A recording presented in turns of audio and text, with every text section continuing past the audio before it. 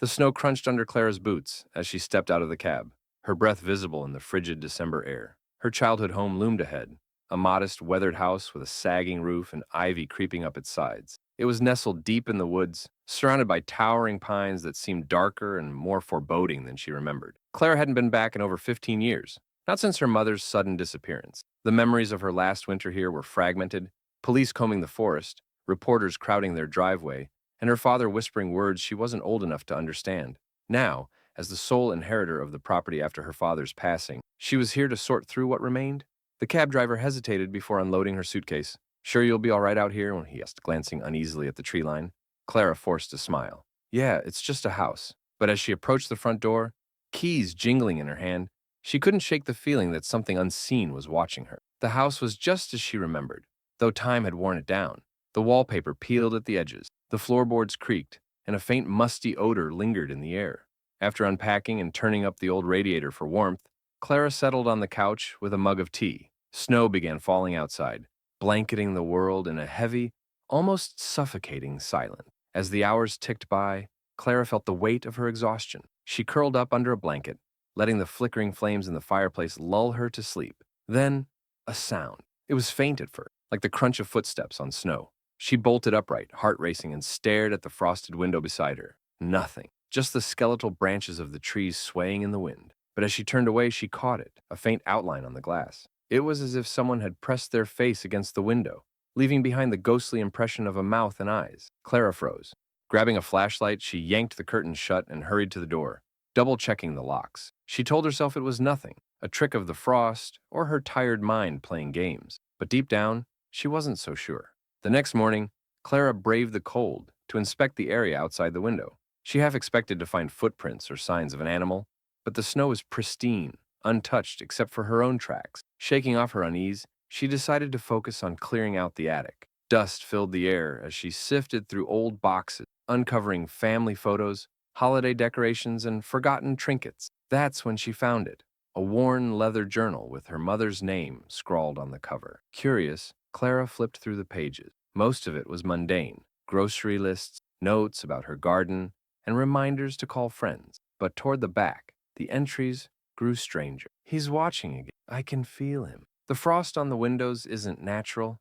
It's him. He's marking his territory. If he gets too close, I don't know what will happen. I need to keep Clara safe." Clara's hands trembled as she read the final entry, dated just days before her mother did. "Tonight, I'll end this. I can't let him take me or her." That night, Clara lay awake, her mother's words echoing in her mind. As the clock struck midnight, the temperature in the house plummeted. The radiator groaned, struggling against the cold, and the fire in the hearth sputtered out. And then she heard it again, the crunch of footsteps in the snow. Gripping her flashlight, Clara crept to the window.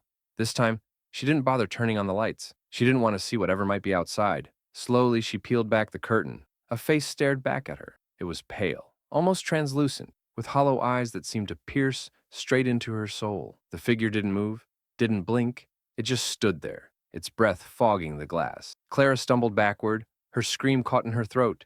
When she dared to look again, the figure was gone.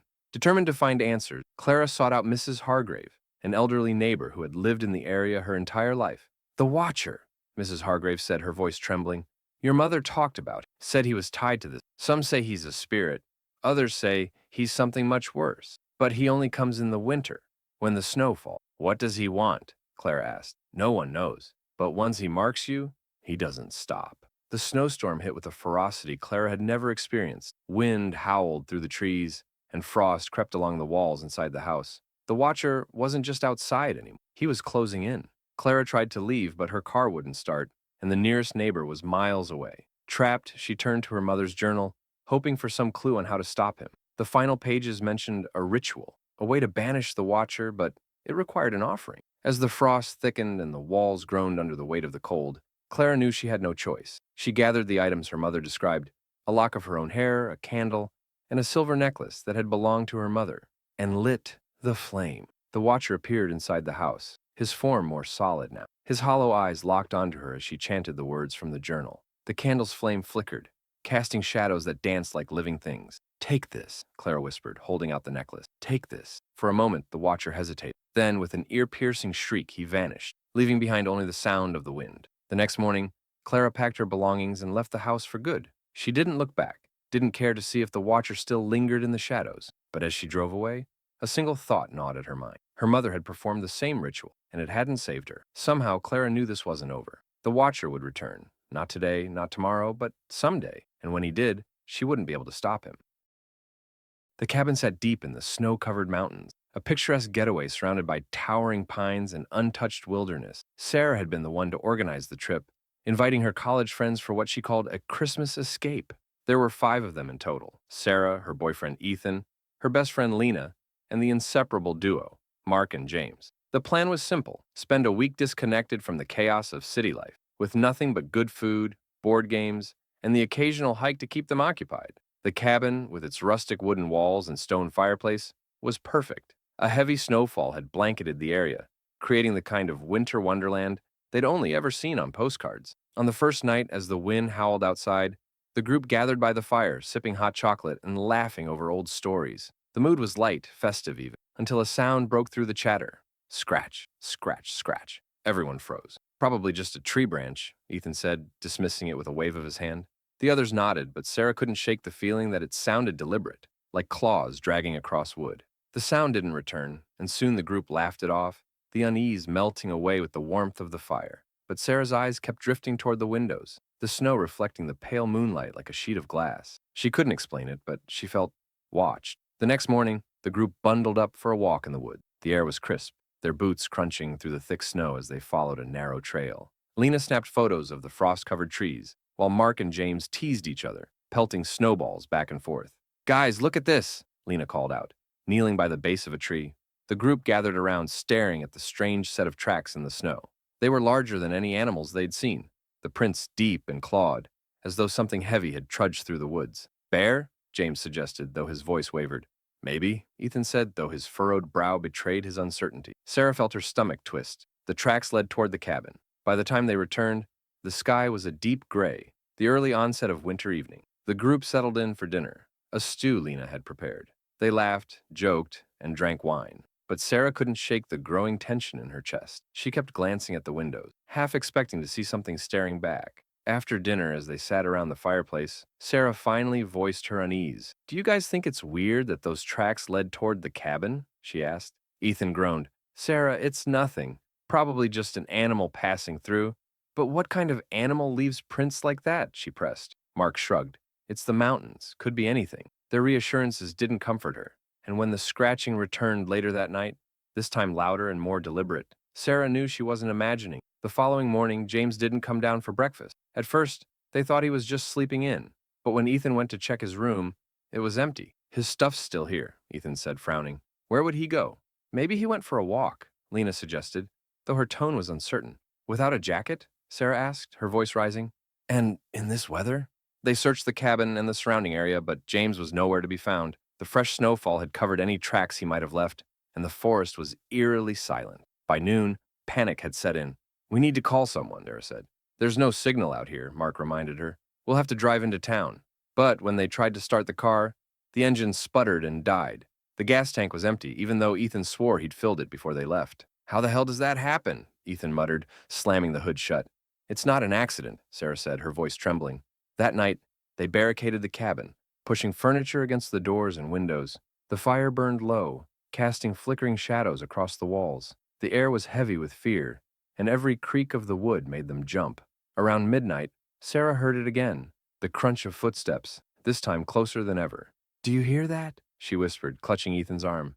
The group fell silent, straining to listen. The footsteps circled the cabin, slow and deliberate. Then came a low growl, so guttural it made the hairs on Sarah's neck stand on end. Ethan grabbed a fireplace poker, his knuckles white. "Stay here," he whispered. "No," Sarah hissed, grabbing his arm. "You can't go out there." But Ethan didn't listen. He unlocked the door and stepped outside, the cold air rushing in.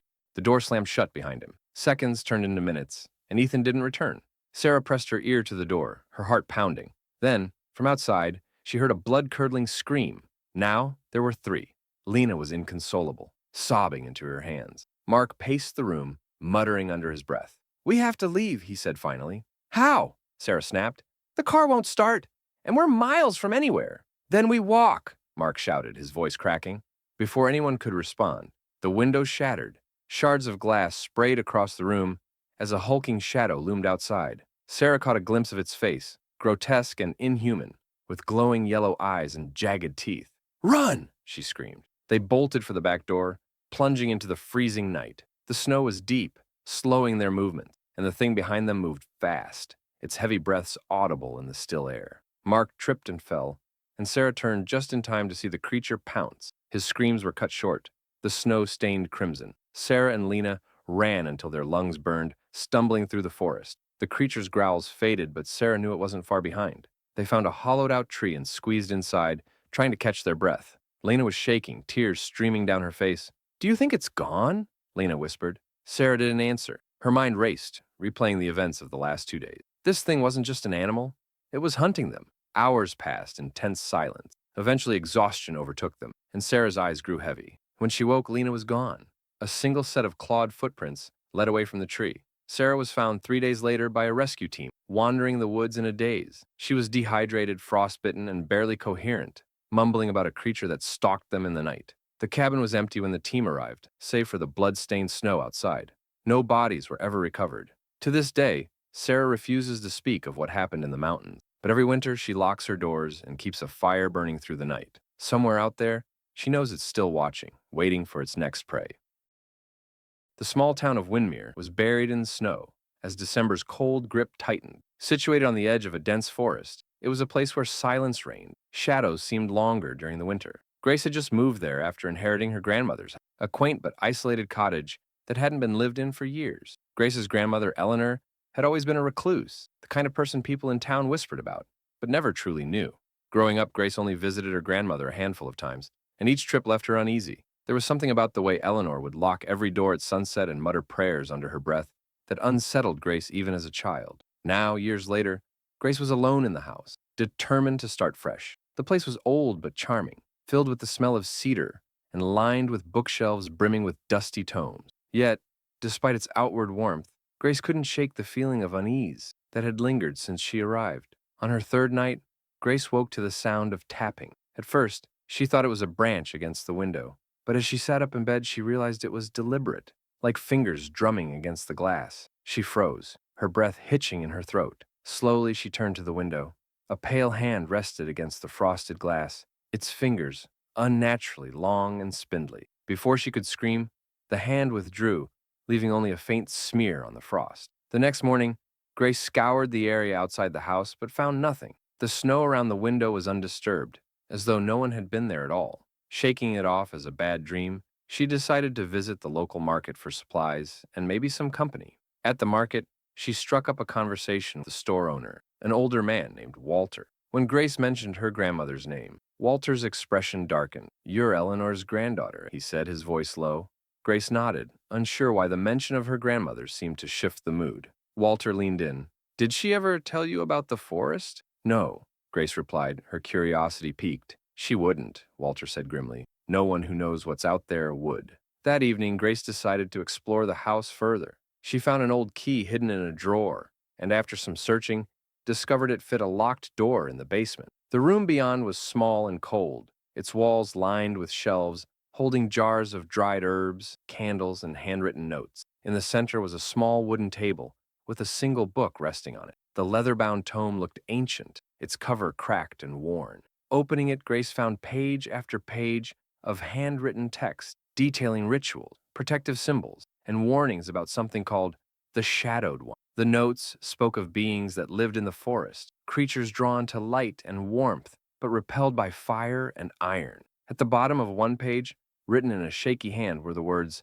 "They come in winter, always winter." Grace felt a chill run down her spine. Closing the book, she took it upstairs, determined to understand what her grandmother had been so afraid of. That night, Grace lit a fire in the hearth and locked every door and window. The book lay open on the coffee table, and she pored over its pages, trying to make sense of the cryptic notes. Around midnight, the tapping returned. It was louder this time, more insistent, coming from every window at once. Grace's heart raced as she grabbed the fire poker and approached the nearest window.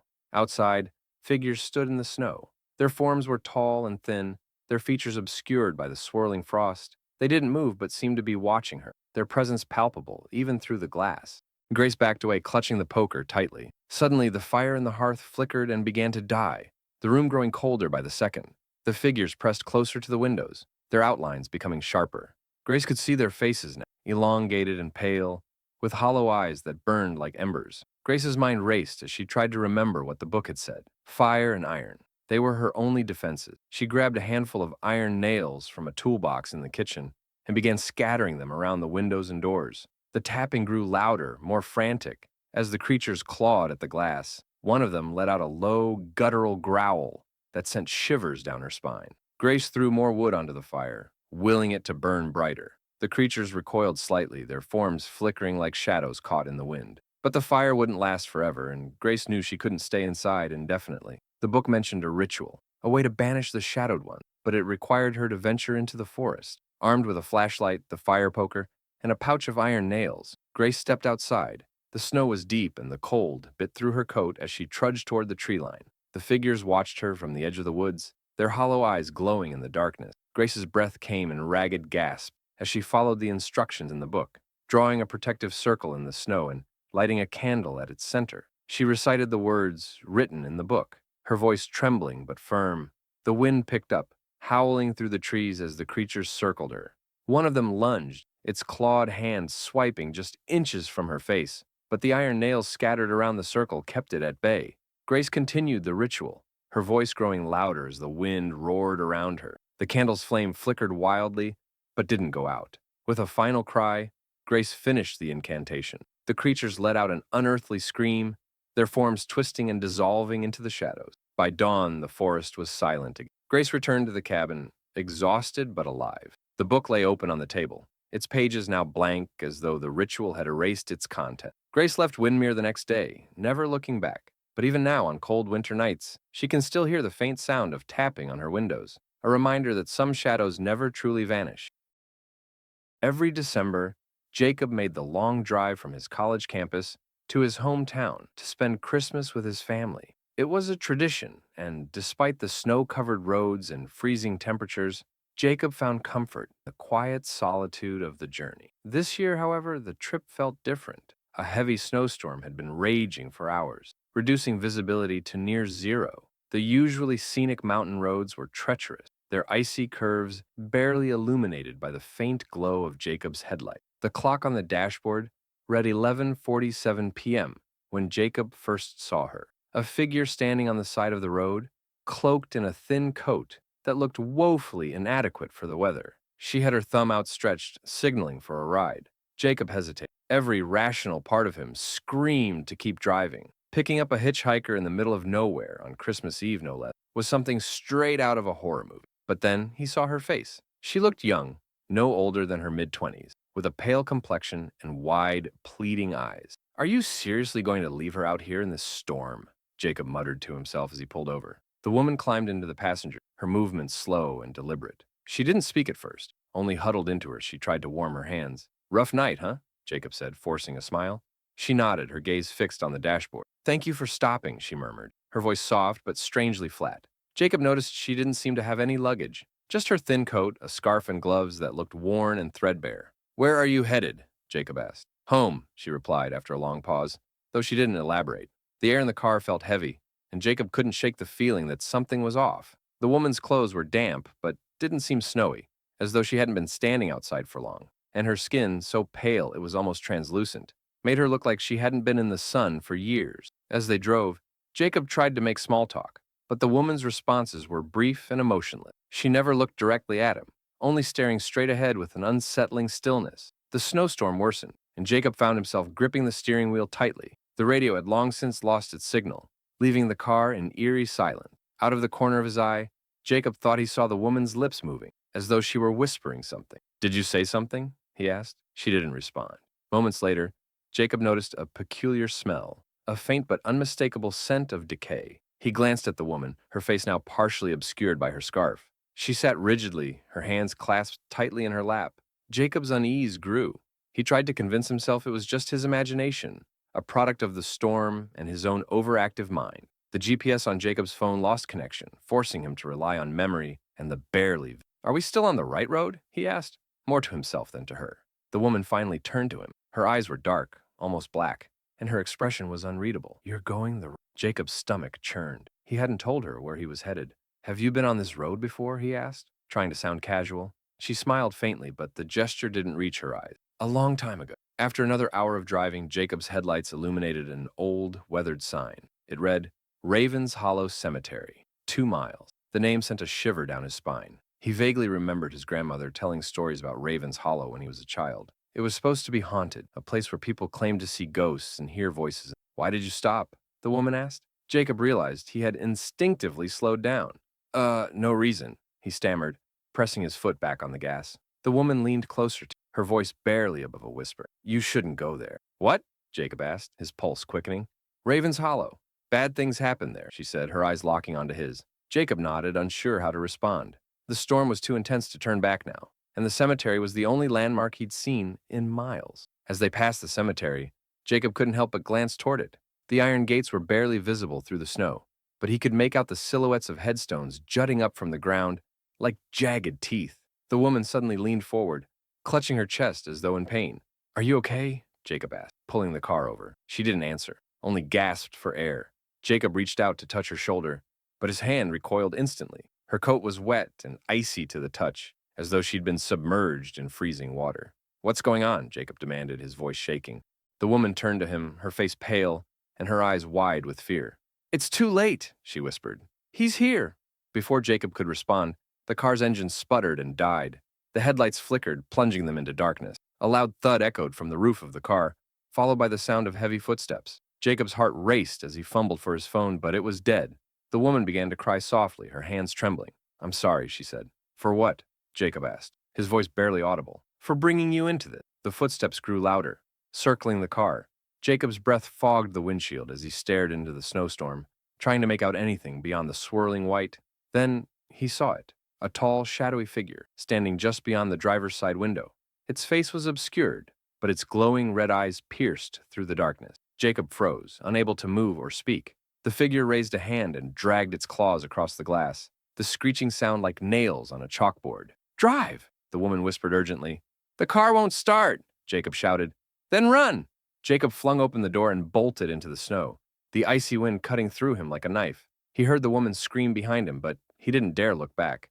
The storm grew fiercer, and Jacob stumbled through the snow, his legs numb and his lungs burning. He could still hear the creature's footsteps, heavy and relentless, pursuing him through the darkness. Just as he thought he couldn't run any farther, Jacob saw a faint light ahead, a small cabin. He pushed himself forward, crashing through the door and collapsing inside. The cabin was empty, its interior dark and cold. Jacob found an old lantern and lit it, the warm glow offering a brief sense of safety. But then he noticed the woman's scarf lying on the floor, soaked and stained with blood. Jacob was found 2 days later by a search party, delirious and frostbitten but alive. He told them about the woman, the creature, and the nightmarish events of Christmas Eve, but no one believed him. The car was recovered near Ravens Hollow Cemetery, its doors locked and the engine frozen. There was no sign of the woman or the shadowy figure. To this day, Jacob refuses to drive alone in the winter, and every Christmas Eve, he locks his doors, lights a fire, and prays that the hitchhiker, and whatever was following her, never finds him.